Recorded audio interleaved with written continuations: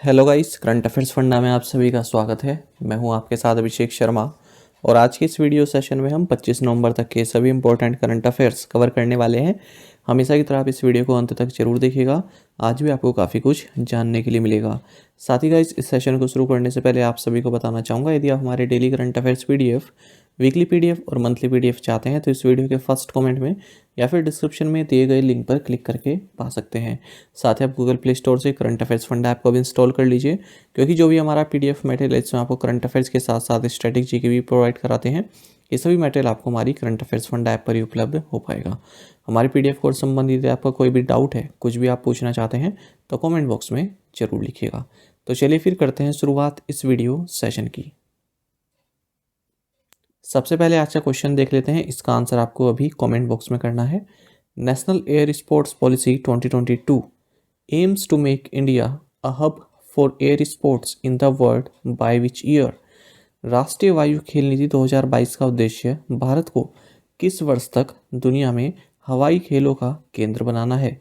Options आपके सामने हैं, 2025, 2027, 2030 या फिर 2024। जल्दी से कमेंट बॉक्स में आंसर कर दीजिए, फिर आगे बढ़ेंगे।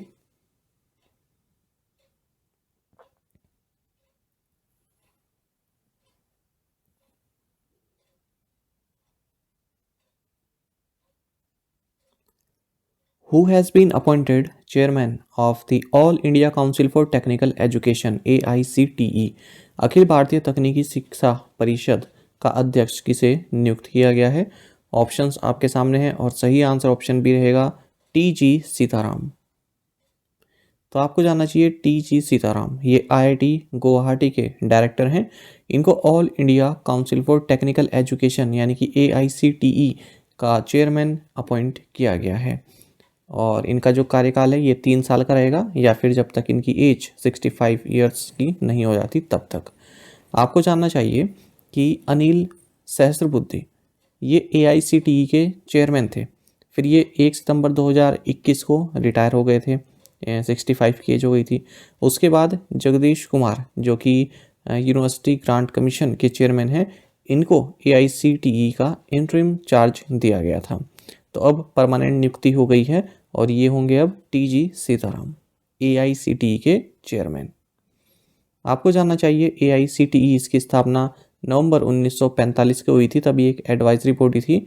उसके बाद 1987 में इसको पार्लियामेंट एक्ट के द्वारा स्टैट्यूटरी स्टेटस दिया गया और भारत में जो टेक्निकल एजुकेशन है, मैनेजमेंट एजुकेशन सिस्टम है, तो उसको कोऑर्डिनेट करने का काम, उसके प्लानिंग का काम AICTE के पास ही रहता है। 22nd council of ministers meeting of the Indian Ocean Rim Association IORA was held in which country? Indian Ocean Rim Association की 22वीं मंत्री परिषद की बैठक किस देश में आयोजित की गई है? ऑप्शंस आपके सामने हैं, सही आंसर ऑप्शन डी है बांग्लादेश। तो आपको जानना चाहिए कि 22nd council of ministers meeting of the Indian Ocean Rim Association IORA ये हाल ही में ढाका बांग्लादेश में हुई है। भारत ने भी इसमें पार्टिसिपेट किया है। भारत की ओर से जो minister of state external affairs हैं डॉक्टर राजकुमार रंजन सिंह, इन्होंने पार्टिसिपेट किया। आपको जानना चाहिए जो ये इंडियन ओशन रिम एसोसिएशन है इसमें 23 मेंबर्स हैं और 10 डायलॉग पार्टनर्स हैं। इसका जो सेक्रेटेरिएट है ये एबेनी मॉरिशस में है। इसी तरह की कॉन्फ्रेंस एक और हाल ही में हुई जिसमें भारत ने पार्टिसिपेट किया है, ये भी आपको यहीं जान लेना चाहिए। तो देखिए, Moscow format consultations on Afghanistan, इसकी 4th मीटिंग हाल ही में मॉस्को रशिया में हुई है और इसमें भी भारत ने पार्टिसिपेट किया है। Which day of the year is marked as international day for the elimination of violence against women? महिलाओं के खिलाफ हिंसा के उन्मूलन के लिए वर्ष के किस दिन को अंतर्राष्ट्रीय दिवस के रूप में चिन्हित किया जाता है? ऑप्शंस आपके सामने हैं, सही आंसर ऑप्शन डी है नवंबर 25। तो देखिए, आपको ये जानना चाहिए कि 7 फरवरी साल 2000 को जो यूनाइटेड नेशंस जनरल असेंबली है, इन्होंने ऐलान किया कि 25 नवंबर को international day for the elimination of violence against women ये ऑब्जर्व किया जाएगा। और 25 नवंबर से 10 दिसंबर तक इस बार यूनाइट कैंपेन भी चल रहा है और 10 दिसंबर को ये कैंपेन एंड होगा 10 दिसंबर को इंटरनेशनल ह्यूमन राइट्स डे मनाया जाता है। 2022 में जो ये डे है, international day for the elimination of violence against women, इसका थीम है unite activism to end violence against women and girls. साथ ही आपको ये भी जानना चाहिए कि यूनाइटेड नेशन जनरल असेंबली ने 20 दिसंबर 1993 को 20 ऑफ दिसंबर 1993 को declaration on the elimination of violence against women इसको अडॉप्ट किया था। Marg portal has been launched by, Marg portal किसके द्वारा लॉन्च किया गया है? सही आंसर ऑप्शन डी है, department for promotion of industry and internal trade. काफ़ी महत्वपूर्ण क्वेश्चन है, जानिएगा। तो देखिए, ministry of commerce and industry के तहत ये डिपार्टमेंट आता है, department for promotion of industry and internal trade, DPIIT। तो इन्होंने स्टार्टअप्स के लिए एक पोर्टल लॉन्च किया है जिसका नाम है मार्ग। तो ये स्टार्टअप एप्लीकेशंस फॉर रजिस्ट्रेशन है, इसका नाम है मार्ग पोर्टल। तो इसके बारे में आपको जानना चाहिए, मार्ग का मतलब क्या है? Mentorship, advisory, assistance, resilience and growth. अब क्वेश्चन यहीं से बन सकता है कि जी का मतलब बताइए, या फिर एम का मतलब बताइए, या फिर जो सेकंड ए है उसका मतलब बताइए, या फिर आर का मतलब बताइए। तो इस तरह से क्वेश्चन बन जाते हैं। तो इसमें जो भी स्टार्टअप्स हैं उनको मेंटरशिप प्रोवाइड कराई जाएगी। तो उनको एकेडमिशियंस जो हैं, इंडस्ट्री एक्सपर्ट्स हैं, फाउंडर्स हैं, सक्सेसफुल फाउंडर्स हैं, इन्वेस्टर्स हैं, और भी जो एक्सपर्ट्स हैं अलग अलग क्षेत्र में, उनसे कनेक्ट कराया जाएगा स्टार्टअप्स को through artificial intelligence based match making, ताकि उनको गाइडेंस मिल सके और वे अपने प्रोडक्ट के साथ अच्छा आगे बढ़ सकें। Which command of the Indian Army conducted integrated fire power exercise Shatrunash in Thar desert of Rajasthan? भारतीय सेना की किस कमान ने राजस्थान के थार रेगिस्तान में एकीकृत अग्निशक्ति अभ्यास शत्रुनाश आयोजित किया है? ऑप्शंस आपके सामने हैं और सही आंसर ऑप्शन डी है, south western command.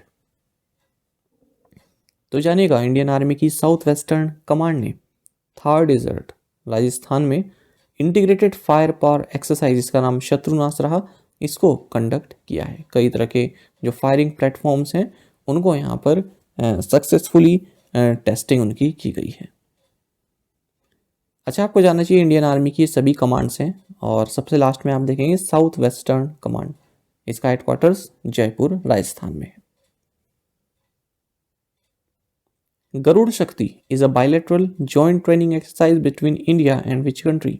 Garuda Shakti Bharat और किस देश के बीच एक द्विपक्षीय संयुक्त प्रशिक्षण अभ्यास है? ऑप्शंस आपके सामने है, सही आंसर ऑप्शन डी रहेगा, Indonesia.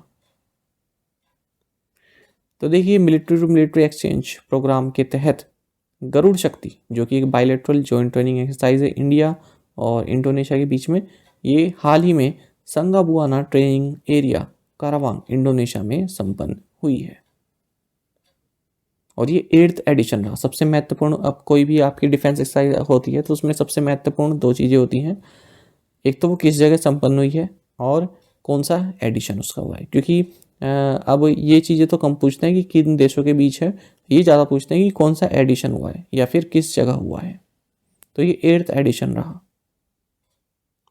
India's first private agriculture mandi to be set up in which district? Bharat की पहली निजी कृषि मंडी किस जिले में स्थापित की जाएगी? ऑप्शंस आपके सामने है, सही आंसर ऑप्शन ए है, नासिक।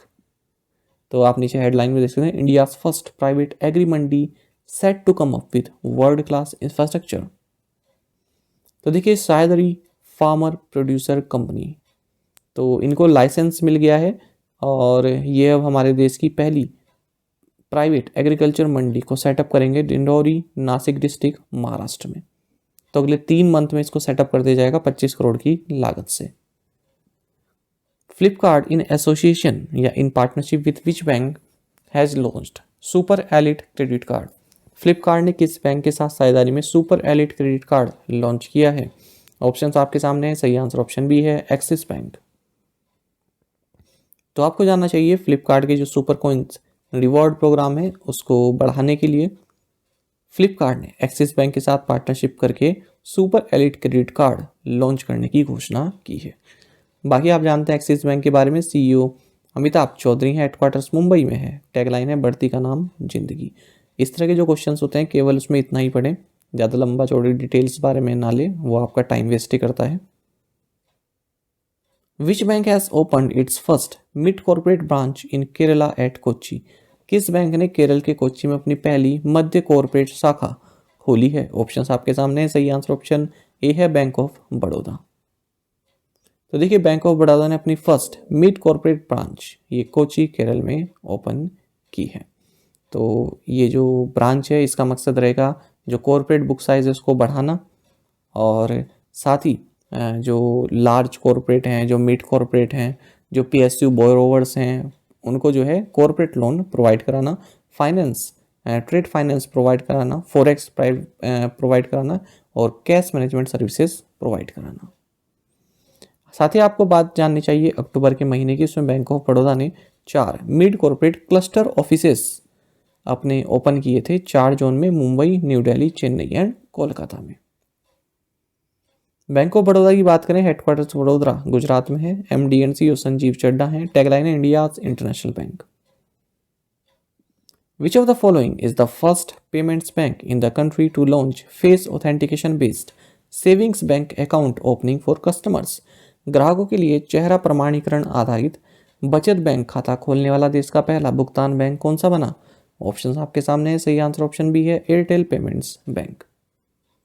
तो जानिएगा एयरटेल पेमेंट्स बैंक, इन्होंने face authentication based savings bank account जो है ओपन किया है कस्टमर्स के लिए, ताकि अकाउंट ओपनिंग का जो प्रोसेस है वो और इजी हो सके और कम से कम टाइम उसमें लग सके।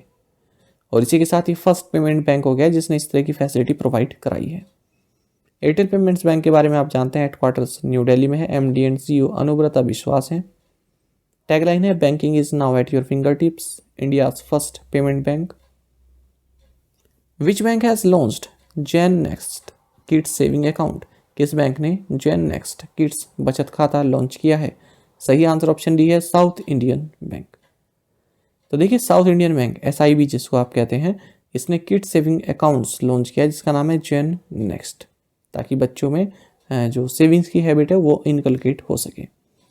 तो देखिए जो ये जैन नेक्स्ट सेविंग अकाउंट है, इसके तहत किड्स के फ्यूचर के लिए पेरेंट्स जो है कुछ अमाउंट एक्यूमुलेट कर सकते हैं, और इसमें आप एक से लेके 18 साल तक की एज जब तक बच्चे की नहीं हो जाती तब तक आप इसमें कुछ ना कुछ इन्वेस्ट कर सकते हैं, बच्चों के लिए कुछ ना कुछ सेव कर सकते हैं। साउथ इंडियन बैंक की अगर हम बात करें, हेडक्वार्टर्स त्रिशूर केरल में है, सीईओ है मुरली रामकृष्णन। टैगलाइन है एक्सपीरियंस नेक्स्ट जनरेशन बैंकिंग।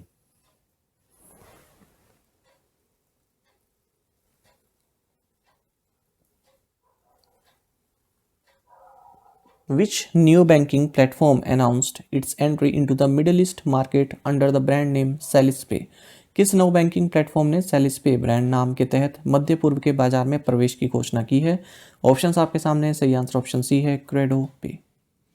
तो आपको जानना चाहिए क्रेडो पे जो कि एक Chennai based new banking and unified payment acquiring solution provider है। तो ये मिडिल ईस्ट मार्केट में इसने अपनी एंट्री कर दी है और अपना ब्रांड नेम इसने रखा है SalisPay। तो कहाँ पर एंट्री मारी है इसने? मिडिल ईस्ट में, मस्कट ओमान में, और ब्रांड नेम रहेगा SalisPay। तो इसके लिए इसने एक जॉइंट वेंचर साइन किया है ओमान कंप्यूटर सर्विसेज के साथ। अच्छा, अब बात हो रही है यहाँ पर न्यू बैंकिंग। ये न्यू बैंकिंग प्लेटफॉर्म है। न्यू बैंक का मतलब क्या होता है? न्यू बैंक ऐसा बैंक होता है जो बैंक की तरह ही सर्विस प्रोवाइड कराता है, लेकिन उसकी कोई भी फिजिकल ब्रांच नहीं होती है, यानी कि आपको कहीं आने जाने की जरूरत नहीं है। जो भी काम होगा वो ऐप या पोर्टल के तहत होता है। अकाउंट खुलवाना है या फिर कुछ भी आपको काम है, किसी भी तरह की सर्विस चाहिए, वो आपको उनकी ऐप पर उपलब्ध हो जाएगा। पैसा मंगाना है, पैसा आपके अकाउंट में आ जाएगा। ठीक है, कोई फिजिकल ब्रांच नहीं है, कहीं जाने की जरूरत नहीं है, सब आपके मोबाइल से संभव हो सकता है। तो उसको बोलते हैं न्यू बैंक। तो ज़्यादातर न्यू बैंक जो है किसी न किसी बैंक के साथ पार्टनरशिप में रहकर ही इस तरह की जो फाइनेंशियल सर्विसेज हैं वो प्रोवाइड कराते हैं। Which bank has backed the national award from PFRDA for significant enrollment under Atal pension योजना? अटल पेंशन योजना के तहत महत्वपूर्ण नामांकन के लिए किस बैंक को PFRDA से राष्ट्रीय पुरस्कार मिला है? ऑप्शंस आपके सामने है। सही आंसर ऑप्शन डी है कर्नाटका विकास ग्रामीण बैंक।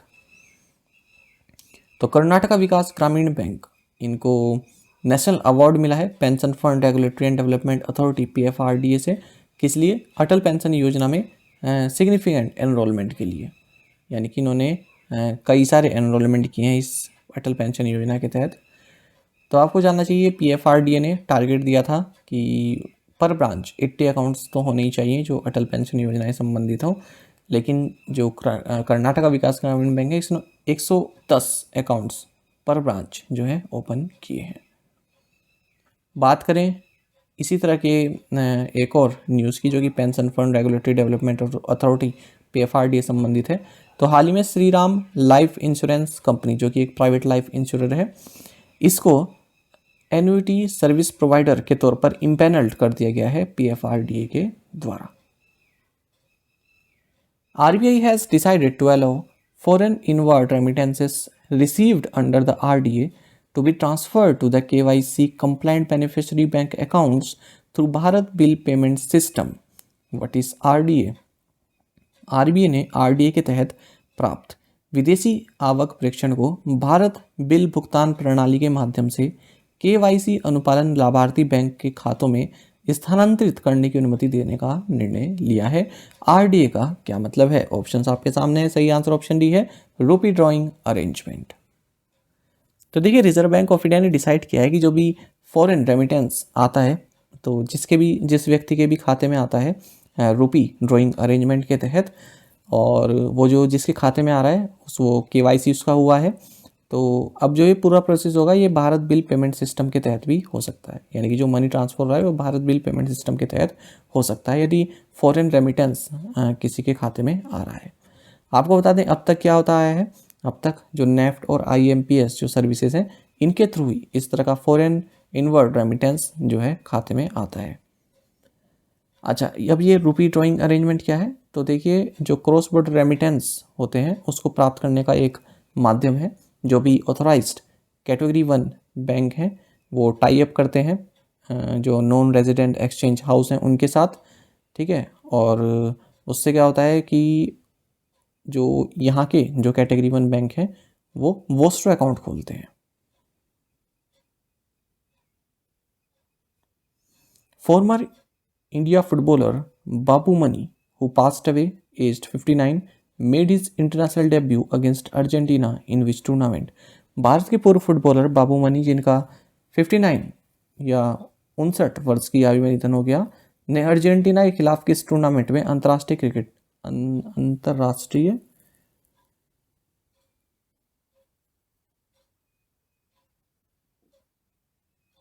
एक मिनट, क्रिकेट कहाँ से आ गया ये? किस टूर्नामेंट में अपना डेब्यू किया था, पदार्पण किया था, ये आना चाहिए। ये क्रिकेट गलती से आ गया यहाँ पर, जबकि इंग्लिश में तो कहीं क्रिकेट लिखा हुआ नहीं है, ठीक है।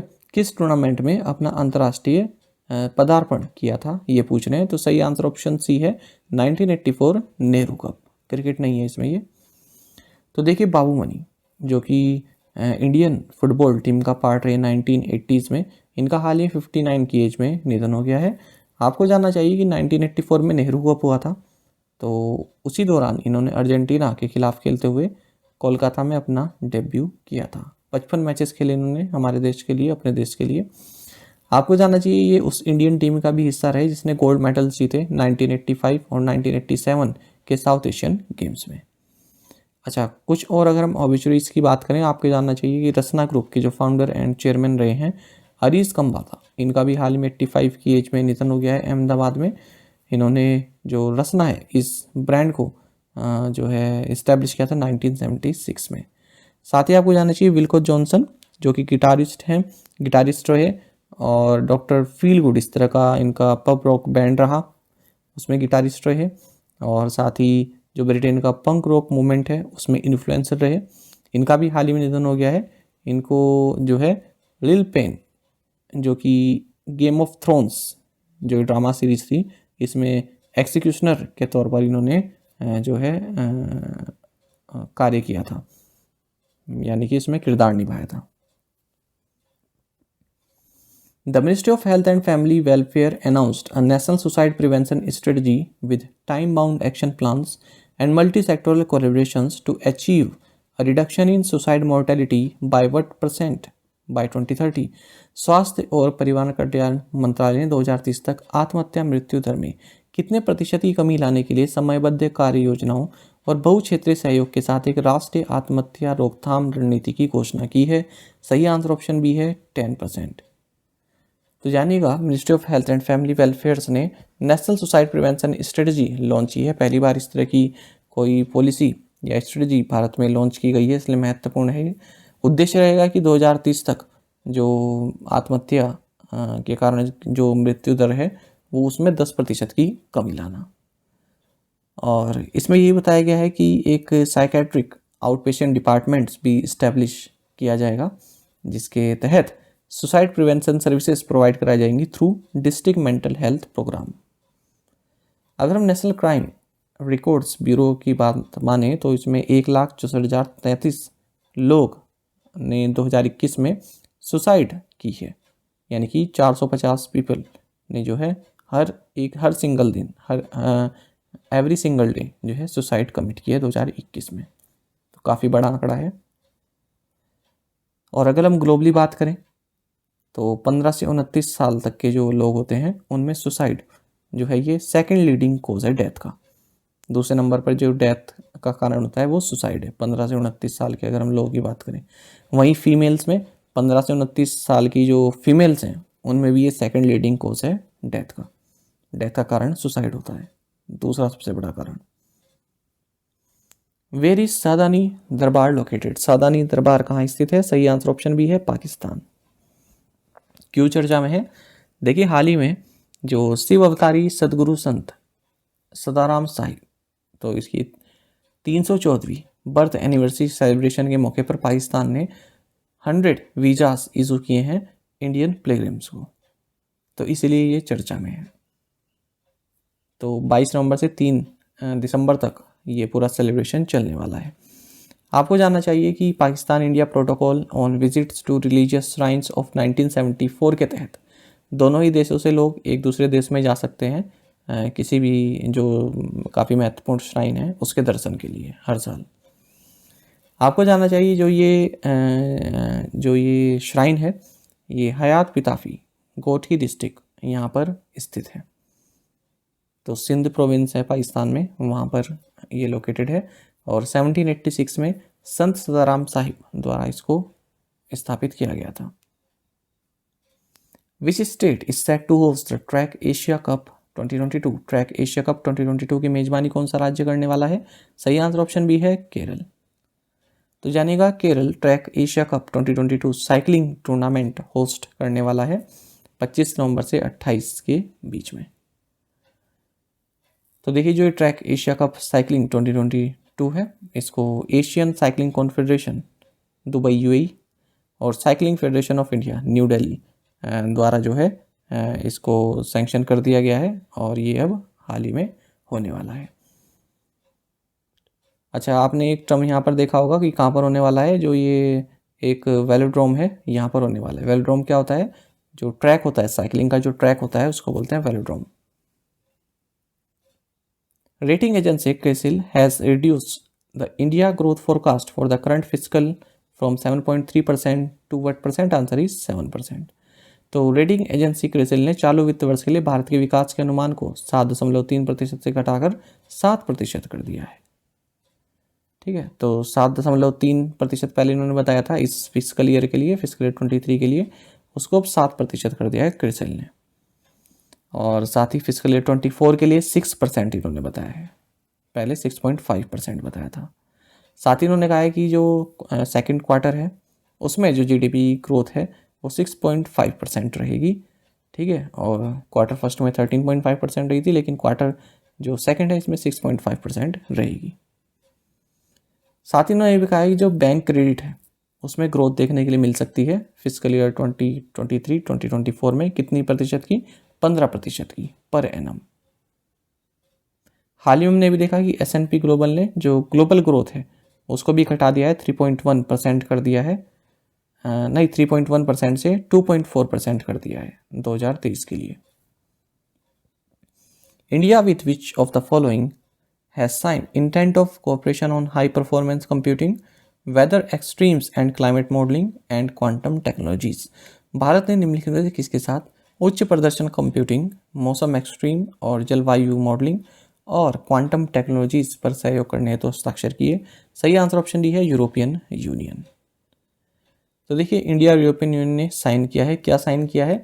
Intent of cooperation on high performance computing, weather extremes and climate modelling and quantum technologies. केवल इसमें आपको इतना ही जानना है किसके साथ भारत ने इस विषय पर एक एमओयू साइन किया है। साथ ही आपको जानना चाहिए जब बात हो रही यूरोपियन यूनियन की तो एक और करंट अफेयर से संबंधित है कि 9th India EU foreign policy and security consultations ये हाल ही में न्यू दिल्ली में हुई है। तो इस तरह से पूछ लिया जाता है कि कौन सा एडिशन हुआ है, तो 9th एडिशन ये हाल ही में हुआ है। What was the unemployment rate for persons aged 15 years and above in urban areas during July to September 2022 according to the National Statistical Office? राष्ट्रीय सांख्यिकी कार्यालय के अनुसार जुलाई से सितंबर 2022 के दौरान शहरी क्षेत्रों में 15 वर्ष और उससे अधिक आयु के व्यक्तियों के लिए बेरोजगारी दर क्या थी? सही आंसर ऑप्शन ए है 7.2%। देखिए मैंने कई एग्जाम में देखा है कि अनएम्प्लॉयमेंट रेट भी पूछ ली जाती है कि कितनी रही है, जो लेटेस्ट आई हो रिपोर्ट। तो इसमें आपको जाना चाहिए नेशनल स्टैटिस्टिकल ऑफिस यानी कि NSO, इन्होंने हाल ही में बताया कि जो अनएम्प्लॉयमेंट रेट है 15 साल या उससे ऊपर के जो पर्सन है अर्बन एरियाज में, उसमें गिरावट देखने को मिली है। 7.2% रही है जुलाई से सितंबर 2022 के बीच में। साथ ही उन्होंने बताया कि जो फीमेल्स हैं 15 साल से ऊपर की जो फीमेल्स हैं उनमें जो अनएम्प्लॉयमेंट रेट है वो भी 9.4% रही है जुलाई से सितंबर 2022 के बीच में। और वहीं अगर हम मेल्स की बात करें उनमें अनएम्प्लॉयमेंट रेट इसी पीरियड के दौरान जुलाई से सितंबर 2022 के पीरियड के दौरान 6.6% रही है। अच्छा, आपको ये भी जानना चाहिए, ये तो हो गया जुलाई से सितंबर का, और इससे पहले जो अप्रैल से जून का आंकड़ा आया था उसमें क्या था? उसमें जो अनएम्प्लॉयमेंट रेट था वो था 7.6%। तो फीमेल्स में था 9.5% और मेल्स का था 7.1%। अनएम्प्लॉयमेंट रेट या फिर जॉबलेसनेस आप सभी जानते हैं कि एक percentage of unemployed persons among the labour force, इस तरह से इसको हम डिफाइन करते हैं। वहीं आपको जानना चाहिए जो लेबर फोर्स पार्टिसिपेशन रेट है अर्बन एरियाज में 15 साल से अधिक व्यक्तियों के लिए वो 47.9% रहा है जुलाई से सितंबर 2022 में, और सेम रेट 47.5% रहा अप्रैल से जून 2022 के बीच में। At the United Nations Climate Conference in Sharm el-Sheikh, what is the name of the fund established to compensate the most vulnerable countries from climate-linked disasters?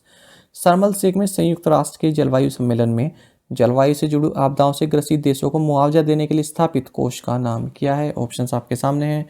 सही आंसर ऑप्शन ए है loss and damage fund. बहुत महत्वपूर्ण question है। तो जानिएगा United Nations climate conference में जो delegates हैं जिन्होंने कंट्रीज ने पार्टिसिपेट किया है शर्म एल शेख इजिप्ट में, तो यहाँ पर एक एग्रीमेंट बना है कि हम लॉस एंड डैमेजेस फंड इसको स्थापित करते हैं ताकि जो इस तरह की कंट्रीज़ हैं जहाँ पर क्लाइमेट डिजास्टर्स काफ़ी होते हैं उनको कंपनसेट किया जा सके, उनको फंड प्रोवाइड किया जा सके।